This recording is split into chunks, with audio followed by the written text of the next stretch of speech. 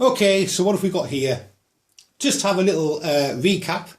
This is a Losi 5 IVET short course truck, and I've had it about 8-9 years, almost a decade. About 6 years ago I broke the engine, and she's been the shelf queen ever since.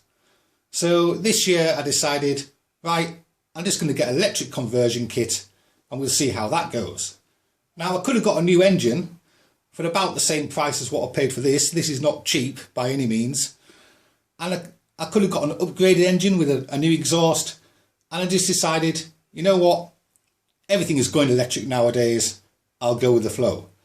So how far have I got? Well, I've cleaned the truck up.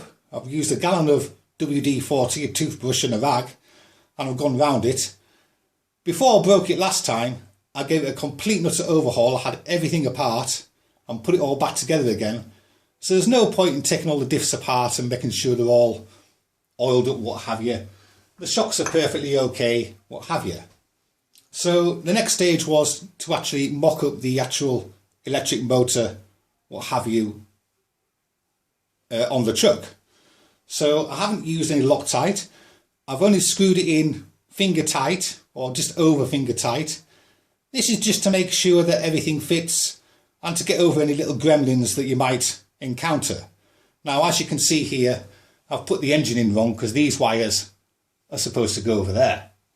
So she's going to come all back apart again anyway, and then I'll Loctite it up. Now, I know a few people sort of say, oh, Loctite, you'll never get your screws back out again.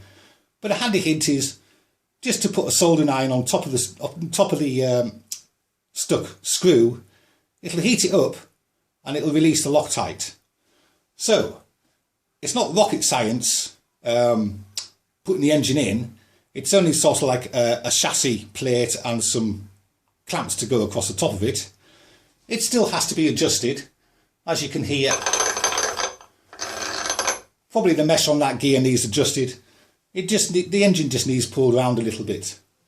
So what else is to do after that? Well, servos. I've been watching a couple of videos about this, and some people have left the external braking system on, which is, if I can just get it over here, this bit here.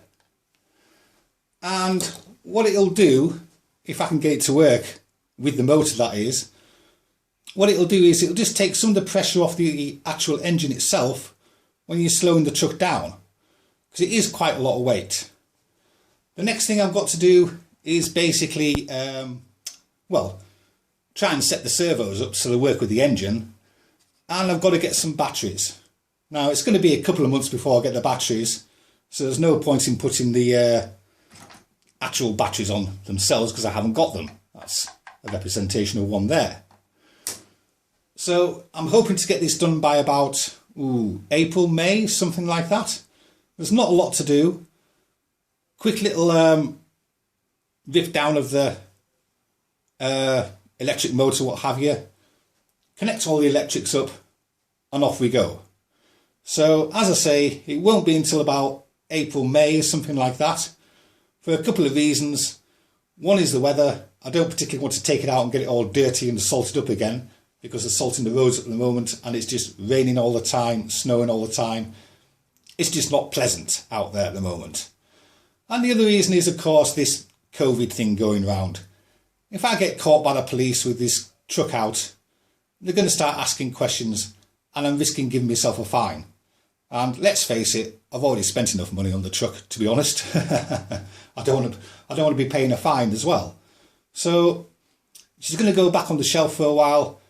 I'm going to take it all off again, put it all back on again with Loctite. The ESC over here fits nicely into the tray. I'll have to find some way of securing that down. And as I say, I'll have to try and sort the braking system out. So that's your progress report on the Losi 5 IVET. I hope you're all keeping well, and hopefully I'll see you next time. Okay, cheers.